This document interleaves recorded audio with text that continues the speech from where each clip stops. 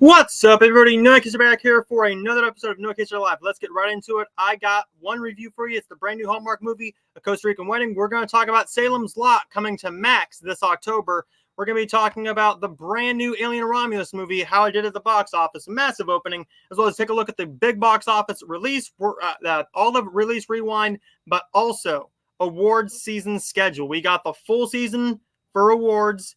We're going to be talking Emmys, Oscars, Golden Globes, Critics' Choice, Tonys, everything. Take a look at the box office, release rewind, Netflix top 10, as well as what's releasing this weekend in theaters and on streaming. But first, we're going to go into the comments first, and this is my good buddy, Sav. Welcome in, Sav. It's always nice to have you. Thank you for staying up late. I know it's like almost 2 o'clock in the morning in the UK, and I thank you, good sir. So, first up, we're going to go with the Hallmark movie, and that's going to be for A Costa Rican Wedding. So, A Costa Rican Wedding is the brand new Hallmark movie that premiered first on Hallmark Movies Now.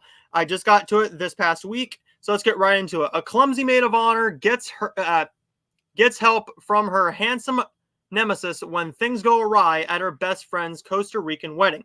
So what goes awry is these monkeys end up taking her bathing suit and her bag and climbing up trees. That's basically it. They take her things. They take her things hostage. They have to go in there, and then her and her nemesis, played by Christopher Russell, are now stuck in the jungle, and they got to find their way out because they had to go in there because what was in that bag? It was her best friend's wedding rings. So let's get right into it. This is a very solid movie. I thought this was very cute. It's very sweet. It's very heartfelt. It's very funny. Christopher Russell and Rhiannon Fish do have tremendous chemistry. And the kiss at the end, I gotta tell you what, Hallmark is putting a lot of tongue kisses in there. These actors are going full-on French kissing in these Hallmark movies now, and I'm all for it. It adds better chemistry. It makes the kisses better instead of just maybe like a little peck that they used to do. This makes it a lot more intimate, a lot more believable, a lot more romantic. This movie works on most levels. However, there are some comedic beats that really don't work. There's one beat that really does work, and that's when they see a rattlesnake. It's a snake, it's a viper, and she just stops, and Christopher Russell goes, "Hey, does that snake have a diamond-shaped pattern on the top of its head?" She goes, "Yeah." He says, "I want you to back away slowly." She does. They turn around, and she is terrified. It's a funny scene, but it's also a tense scene. We don't get a whole lot of that in Hallmark movies. We also don't get a whole lot of animals in these Hallmark movies. So very well-trained monkeys, very well-trained snake, very well-trained everybody. Tremendous job on this. I enjoyed this. Some comedic beats did not work. I wanted more of a storyline with the wedding. Instead, it's just about them getting out of the jungle, getting to the wedding, so they can finally find her bag and give the rings to the bridesmaid. Because now that the maid of honor isn't there, the rings aren't there, everybody's just thrown out of whack. Everybody's late. Everybody's just thrown off. I don't know what else to say about this movie. I thought it was very charming. I enjoyed this. I wanted more from this. The issue was just some of the comedic beats and some of the story points did not get enough attention, and some of the comedic tones just really didn't work. The jokes didn't work the entire time. So overall, I'm going to end up giving A Costa Rican Wedding 3.5 out of 5 stars. I did enjoy this. As a Hallmark fan, it's very easy to please me, and I really enjoyed this. But let me know your thoughts on A Costa Rican Wedding. Did you like it? What did you think about it? Let me know your thoughts in the comments down below. So, the next topic we're going to go into is going to be from Max. Max is reporting, wow, there we go. Salem's Lot is coming to Max in October. Now, this is very intriguing. I did find this article, and in a group chat that I'm in on Instagram, me and my friends were going back and forth, and one of them said, "Hey, Salem's Lot is coming out in October." So let's get into this. This is coming from an ad. It is coming from Bleeding Cool. And Bleeding Cool is reporting, Salem's Lot, alive after all, will debut on Max in October. So this is the article summary. Salem's Lot remake by Gary Doberman to debut on Max in October, timed for Halloween. Film faced delays, initially set for fall 2022, then April 2023, and was eventually pulled from the release schedule. Stephen King praised the remake and increasing anticipation among fans of the novel. Doberman relieved that the film avoided cancellation and stayed true to the 1970s setting. Now, this one has a massive, massive lineup here. Lewis Pullman, Mackenzie Lee, Alfred Woodard, Bill Camp, along with a ton of other people. This was first supposed to be released in 2022. I heard about this on the John Campea show. They got some footage shown to him at CinemaCon, and he said it looks creepy. It looks super, super scary, and I'm hoping that's what we get here. I'm very curious to see where the marketing is. Where is the marketing for this? This was just announced today. So, will we get marketing for a Salem's Lot on Max? We could. Maybe. I'm hoping we do. My thing is it going to be any good? Is it going to be any good? We'll see. I will be watching it. I'm looking forward to it. We are getting it in October. There's not a release date set yet, but we know it's in the month of October, just in time for Halloween. Guaranteeing that if you're going to do it, I think you put the original Salem's Lot on Max as well. If it's not already on, I don't think it's on Max right now. I don't think you can stream it anywhere unless you buy or rent it or buy the physical media copy on DVD and Blu-ray. But Salem's Lot needs to be on HBO Max so that you can do a double feature of watching the original miniseries and then watching the remake. I'll be doing that. Hopefully it's available to rent somewhere. Hopefully this film isn't 3 hours long, because watching a 3-hour film streaming on HBO Max doesn't sound like a whole lot of fun to me. But let me know your thoughts in the comments down below. Are you excited for Salem's Lot coming to Max in October? Are you a fan of the original? Let me know your thoughts in the comments down below. So next up, we're going to go into the very fun topic, which is going to be Alien Romulus's big box office. So Alien Romulus has a big box office opening. This is going to be coming to us from the numbers. And I look at the box office every single week. So the numbers looks like this. I'm going to show you this first, and then we're going to take a look at everything else. So Alien Romulus opened to $42 million. Taking a look at this.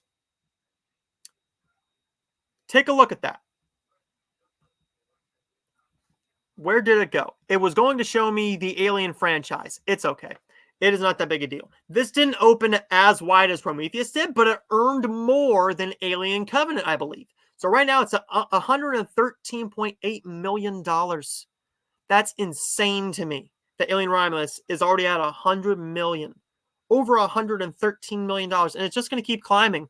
There's nothing coming out this week that's going to give it much competition unless The Forge is a massive hit, which I don't know if it will be. We'll see. But I just got to say this. This looks like it's going to be a lot of just surprises this summer at the box office, because Deadpool Wolverine, not a big surprise. It ends with us massively overperformed, I think, to a lot of people's expectations. Twisters is still going. And Coraline, we will take a look at more of the box office, but it had a massive opening. Massive opening. I think that's great for this type of a film. I think it's awesome. My theater was all right. It wasn't fully packed, but then again, it was a 3:45, 4 p.m. screening on a Thursday afternoon. I'm sure they were busier on a Thursday night at 7 o'clock.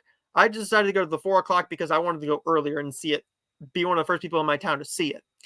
But what do you think about Alien Romulus? Are you a massive fan of Alien Romulus? You can check out my review on this channel. It is a separate video on this channel, or you can watch last week's show and let me know your thoughts. But let me know your thoughts in the comments down below. Are you a fan of Alien Romulus? Are you happy that it's over $100 million? How big do you think it can go? Let me know your thoughts in the comments down below. And finally, this is going to be the last topic for this episode. And then this is going to be a big topic. So that's why I'm doing this one last. This is the award season schedule.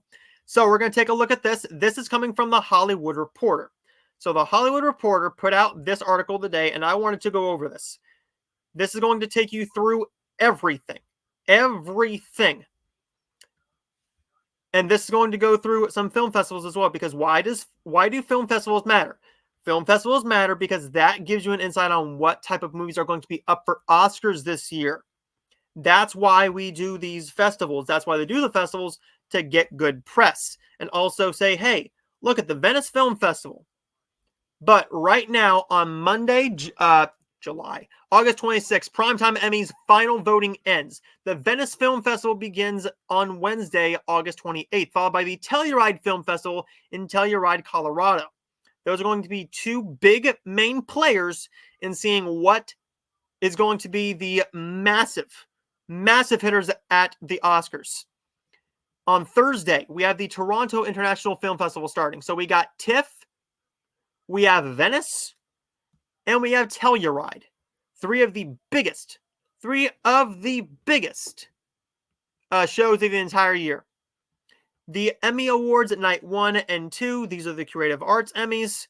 Wednesday, the VMAs. But this is what we look at here. We have the Emmys. The Emmys are on Sunday, September 15th. So just in a couple weeks, I'll be doing my my Emmys predictions, as well as my who I think should win and will win. But we'll take a look at those once I watch some more of the shows, because I am going to go through some of the more of those shows. Going down here a little bit more, we do have the New York Film Festival starting on September 27th. In October, we have the London Film Festival, and the New York Film Festival is ending. Chicago International Film Festival, that's a big film festival. The BFI London Film Festival, the Newport Beach Film Festival. But this is where we get into the big guns. Ready? We go into the big guns. Going all the way down here, we have the Governor Awards. We have the Golden Globe voting starting to happen. Film voting happens. Go down here to December. The Gotham Awards happen on December 2nd. The Golden Globes, the nominations voting will end on the 4th, followed by the announcement of them on the 9th at 5 a.m. Or here on the East Coast where I'm at, it'll be 8 a.m. The Independent Spirit Film Awards will be announced. The nominations will be announced on December 4th as well. On the 10th, we have the Producers Guild nominations, the documentary pictures. The Children's and Short Form will be on my birthday, December 11th. Makeup and Hairstylist Guild Award nominations. Producers Guild begins the voting for television, streamed, and televised motion pictures. Going all the way down here, we get to the granddaddy. We go down here to January. We have more film festivals, but the Golden Globes will be on Sunday, January 5th at 8 p.m. I'm going to guess 8 p.m. on CBS. The Golden Globes will happen, as well as the SAG nominations the following Wednesday, January 8th. Going down here, this is big. The 90th ceremony of the New York Film Critics Awards. Some of the best critics in the world write for them. AFI luncheon. But this is it. This is the last of the massive nominations. We have the January 17th. January 17th Oscar nominations announcement. I'll be up for that. I will be up bright and early for that one. The Grammys will be on February 2nd. Costumers Guild will be on the 6th of February. Super Bowl, February 9th. I will be watching the Super Bowl. Directors Guild and Producers Guild. We will find out who's potentially winning Best Actor or Best Director and Best Picture with those winners.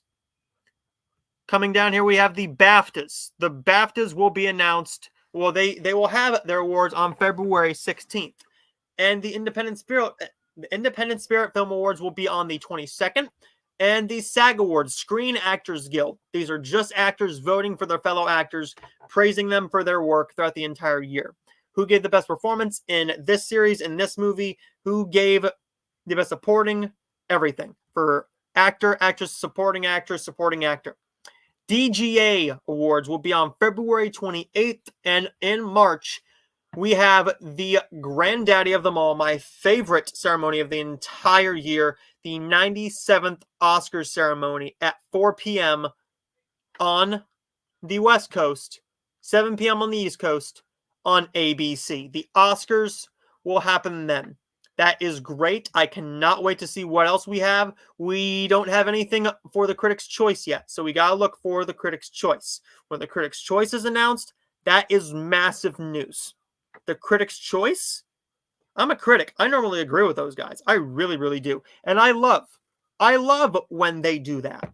I love it because the critics know what they're talking about. If fans voted, I hate to say it, right now, if I was voting for the best performance of the entire year, I'd have to give it to Timothée Chalamet. I'd have to give it to Timothée Chalamet in Dune Part 2. Best female? I don't know right now. There haven't been a whole lot of strong performances that are Oscar nominated, like Oscar nominee worthy. There are some, but having not seen challengers yet, having not seen a lot of these Oscar films yet because they aren't out. They aren't out. You got to wait for something like The Brutalist to come out. You got to wait for The Room Next Door to come out. You got to wait for all these films to come out. But once those come out, I will be doing my predictions for those, going over all the nominations. But there is that. There is the massive topic for this week, and that is the award season schedule. So let me know your thoughts in the comments down below. What is your favorite award ceremony? Which one do you think holds the most merit? And are you excited for award season? I will be covering award season here. I'll be doing my predictions based off the Awards Expert app. I'm going to try and figure out how to coincide that with this stream. I'm hoping I can do that. But there's that. Let me know your thoughts in the comments down below about awards season. And I can't wait to hear your thoughts. So let me know your thoughts in the comments down below.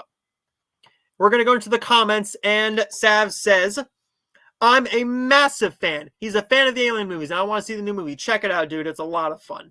It is a lot of fun. And I have my good buddy Michael here. Welcome in, Michael. It is awesome to see you. I need a bit of a tea break here. Before we move into the new favorite segment I do every single week, and that is Release Rewind. Release Rewind is where I look at all the movies that came out 10, 20, 30, 40 years ago, and we're going to take a look at this. So, this is going to be big. This is big because I have actually seen a couple of these movies where last weekend, I didn't see a whole lot of the movies. Last week, I didn't see them. Sorry, but let's get right into it. So, in 2014, I went to go and see this in theaters with my best friend, and we both cried like little babies. This is If I Stay. If I Stay with Chloe Grace Moretz. It's a romantic drama. That's a heart-shattering, heartbreaking movie that is super well done, and I want more people to watch this movie. It was a book first. It's a massive hit. I really enjoyed the movie. And the next movie up that came out that weekend, I love this movie too. I've seen it a couple times, and that is Sin City: A Dame to Kill For. R-rated comic book style movie. They jump through panels. You got the original cast back. Well, most of the original cast back from the first Sin City, which I also like. I don't love the original Sin City. I like it. I love this the sequel more, and I wish we got a third one. Also, in 2014, we got a movie called When the Game Stands Tall. I have not seen this. I have to add this to my watch list because we are going into football season. Go Steelers. Sorry. Go Steelers. And in 2004, we had this movie come out. I have not seen this. I'm not going to watch it. Exorcist: The Beginning. I've heard it's awful. We also had a movie that I really like. I like Without a Paddle. I really do. I enjoy this. It's fun. It's stupid. It's Matthew Lillard. What else is there not to like about it? It's Matthew Lillard. And then for the final movie that came out 20 years ago, Benji Off the Leash. I have not seen Benji Off the Leash. I do have it on Blu-ray. I do have it on Blu-ray in a triple feature set with Benji off the leash and something else. And I also have Benji's Very First Christmas as well. So 30 years ago in 1994, we had Color of the Night. I have not seen this movie. I know there's a famous scene where Bruce Willis goes completely naked and you see his member, you see his you-know-what. I like the genre. I like the steamy crime drama, sexy thriller. But I don't know if I want to watch The Color of the Night. I mean, if you guys say it's good, I'll check it out. It looks like a fun movie. But this one, I think I'm going to add this to my watch list for September. And that's going to be Blank Man. I like Damon Wayans. I've seen some of his show, My Wife and Kids. I like a few of his movies. I even like him in The Lady Killers with Tom Hanks. I like him. Oh, sorry. Is that Damon Wayans or is that Marlon Wayans? I can't remember. But I like Damon Wayans. I really, really do. And then we also have this last one from 1994. Andre. I have not seen Andre. I haven't seen it. I want to. I am very curious to see what it is actually like and everything. I would really like to see this, so I might just have to rent this on Amazon Prime or something, or see if it's streaming on Hulu or something. Maybe on Paramount Plus. I know it's a Paramount movie, so it's more likely on Paramount Plus. But Andre looks like a fun kids family type of movie. And the last movie, I know Sav is going to remember this one, and I'm going to have to add this to the watch list too. I like Rob Lowe. It's not a bona fide classic, but a lot of people have seen this, and that is Oxford Blues. I have not seen Oxford Blues. Once I'm done with this show, if it's streaming somewhere, I might have to check that out. So, there was Release Rewind for this week. And let me know your thoughts in the comments down below. Do you feel old? Does this segment make you feel old? Are you happy that these movies are surviving time and still being viewed? What movies would you like to see me review off of this list? Would you like me to review Without a Paddle? Would you like me to review Colors of the Night or Blank Man or Oxford Blues or Andre? What would you like me to review? Let me know that. Let me know your thoughts in the comments down below. We're going to go into the comments one more time before we take a look at the Netflix top 10. You're making me feel old saying these movies. Yeah. These movies, yeah. And he says, yeah, I do remember that one. Is there a movie, Seb, that you would like me to review? And it doesn't even have to be from Release Rewind. It can be from any year. Is there a 80s film or a 90s film that you would like me to review that you love? What is some of your favorite films of all time that I can review on this show for you? Let me know in the live chat while we go into the next topic, which is going to be while we take a look at the box office results. So the box office results look like this. We just looked at them, but we got a lot more to talk about because that was not the only thing that happened this weekend at the box office. Let's take a look. So, Alien Romulus, $42 million. Deadpool and Wolverine, $30 million. But Deadpool and Wolverine is now the highest grossing R-rated movie of all time at $1.1 billion, beating Joker. And it's just going up from there. It's just going to go up from there. But even more shocking, It Ends With Us is at $182 million. It will probably be over $200 million. It'll get over $200 million by the end of the weekend. Twisters earned another $10 million at $334 million. It's doing way better now. Even though it is on VOD, it's starting to slow down. But here's the thing. Let's take a look at this as well. Coraline. Are you kidding me? 15th anniversary earns $9.6 million in 1,500 theaters. That is crazy to me. That is crazy. So this is massive. This is awesome for them. Can we see other films do this? With a Fathom event? Fathom events are expensive, man. They are expensive. This might have been $11.50 a ticket where my Fathom events are held. But there's that. Despicable Me 4 took a 22% drop. 22% drop, earning another 6.2. I said it was going to stop at 850. I think I'm wrong. It's probably over 850 by tomorrow. By tomorrow or on Friday or something. This might go to 900 million. We're going to have to see how it does overseas, and we'll find that out next Tuesday. But this is what I want to take a look at, because Inside Out 2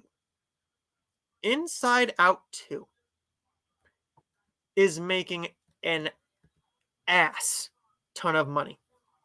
$1.628 billion. Billion. Let's take a look at this. All-time domestic box office. But we're going to go to the all-time box office worldwide. Because if you take a look at this, it only needs another $18 million to beat The Lion King. Is it going to do it? I don't think it has enough power left in it to get to Jurassic World. It's now on VOD. It is now on VOD. So, what I do think is that now this has the real possibility.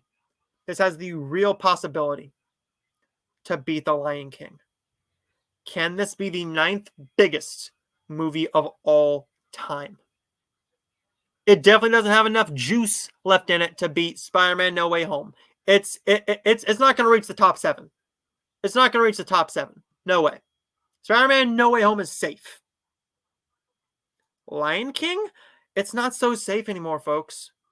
If it's not on VOD over there in the UK, I think it has enough power left in it to do it, because taking a look at what this did this past week, it's not even done with its theatrical run yet.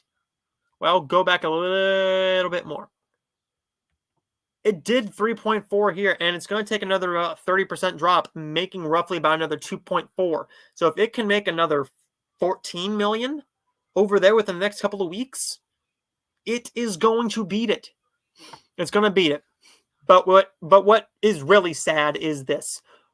Borderlands takes a astronomical 72% drop, earning only $21.5 million at the worldwide box office. My theater didn't get it.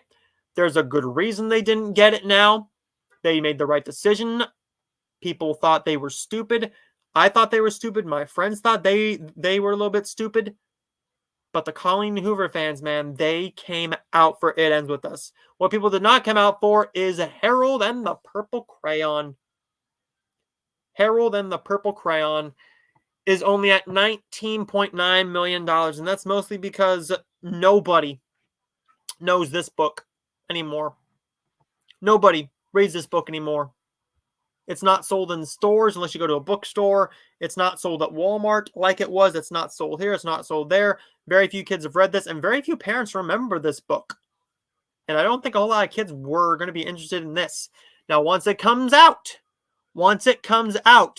to a streaming service like a Netflix or a Amazon Prime or a Hulu or something like that, I think it's going to find an audience that way. But there is the box office, folks. We will not take a whole lot more. Take a look at this a whole lot more, because once you get down here, it's a bunch of indie movies that are not making a whole lot, like maybe $619, $1,900. I normally like to say with the top 10. But, oh, and Cuckoo, it's not going to be the massive hit that everybody thought was going to be, bouncing off Long Legs and Immaculate, but it's doing decent at $5.3 million. But what do you think about the box office? Let me know your thoughts in the comments down below.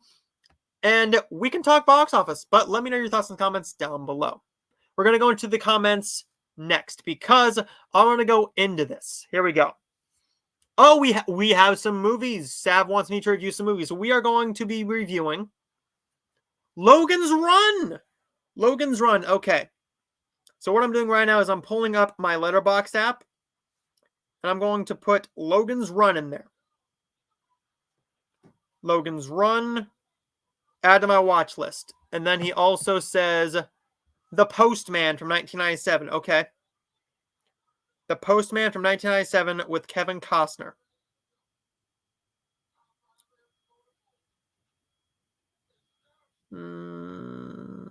I'm not finding The Postman. Oh, there it is, there it is, there it is, there it is. Woo, that's a 3-hour film, my dude. If you want me to review it, I will. I'm going to put that on the watch list. And then I know this one. I know what this one is. And this one is going to be Flight of the Navigator from the 80s. Flight of the Navigator. I believe that is on Disney+. So I will definitely be reviewing those for you. At some point, I might do one a week. I might do 2 a week. If you want me to review anything else, leave them in the comments down below, and I'll add them to my Letterboxd watch list and review them for you. So this is also a lot of fun. So next up, we are going to go into a topic that I love a lot, and that is the Netflix Top 10. And the Netflix Top 10 changes every single week. So let's take a look at this. So, what is in the Netflix Top 10? Well, it looks like this. At number 1, I told you it was going to be. I told you it was going to be number 1. And that is The Union. The Union is number 1 on Netflix. Number 2 is Migration. Not a big surprise. It's 82 minutes long. The Emoji Movie is at number 3. Trolls Band Together at number 4. Night School at number 5. The Lorax. The Lorax at number 6. There's Mario. He's back. He's back. Welcome back, Mario. I missed you, old friend. It felt lonely in the Netflix Top 10 without you. Minions at number 8. Saving Bikini Bottom, the Sandy Cheeks movie at number 9. And Jack Reacher Never Go Back at number 10. So, next up, we're going to go into what is in the Netflix Top 10 in TV shows. In TV shows. So, we're going to take a look down here. And here we go. The Netflix Top 10 TV shows are American Murder, Lacey Peterson, Emily in Paris, Matt Rife, Lucid, a crowd work special, Dark Winds, Average Joe, The Umbrella Academy, A Discovery of Witches, Fear the Walking Dead, Fire Country, and Love is Blind UK. So there is the Netflix Top 10. And what are you watching on Netflix? Are you watching anything on Netflix? What is there? What is on Netflix that you are watching right now? Is it a TV show? Is it a movie? Is there something coming out on Netflix that you want to watch? Let me know your thoughts in the comments down below because I want to know. But let me know your thoughts in the comments down below. And finally, to wrap up this show, we are going to go into what's releasing this week in theaters and on streaming. So we're going to go to on this topic, and we're going to go into this. This is coming from releases.com, and according to releases.com, this is what's coming out this week. We have The Crow coming to theaters. We have Blink Twice coming to theaters, along with Strange Darling and Slingshot, along with the faith-based film from the Kendrick brothers and Affirm Films, The Forge. VOD. Right now, you can rent and buy Inside Out 2. I believe it's $19.99 to rent it, $24.99 to buy it here in the States. The Killer comes to Peacock this week, along with The Supremes at Earl's All You Can Eat on Hulu. A action film right now. I believe it might be an action comedy. The Cleanup Crew. The Cleanup Crew with Antonio Banderas, Joseph Reese-Myers, and Melissa Leo. Place of Bones. Place of Bones is going to be August 23rd in cinemas and on VOD. Right now, you can stream in theaters, in select theaters, along with Greedy People this Friday. Hellhole will be available on Shudder, along with Secret Lives of Orangutans. Secret Lives of Orangutans on Netflix on the 22nd.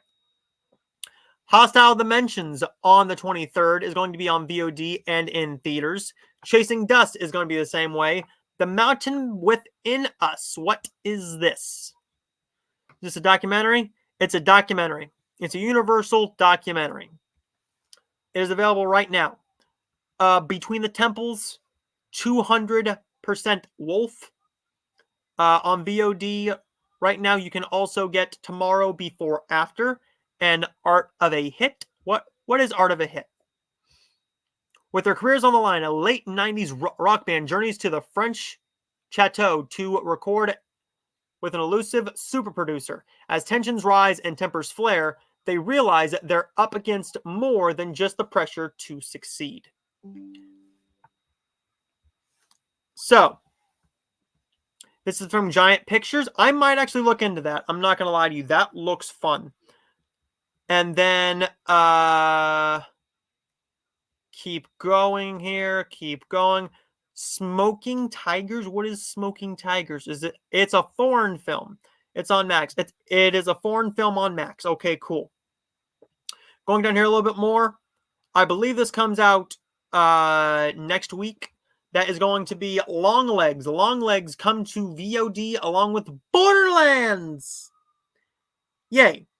Next Tuesday, Kinds of Kindness comes to VOD along with the Garfield movie coming to Blu-ray, as well as Kingdom of the Planet of the Apes, The Watchers on Blu-ray and DVD. In theaters, you have Afraid, Watchmen Chapter 1 coming to 4K and Blu-ray. The Deliverance on Netflix. I'll be watching that and reviewing that for you guys. Tokyo Cowboy, Running on Empty, along with a lot more. Oh, wow. And The Fall Guy comes to Peacock on August 30th. On August 30th. So that is awesome. What is the other Lawrence? The other Lawrence, probably like a Spanish film, maybe? Might be a foreign film. Who is it from? Yellow Vein Pictures. Okay, Yellow Vein Pictures. Cool. But that will do it. That will do it for that. And let me know your thoughts in the comments down. What is that? Untamed Royals?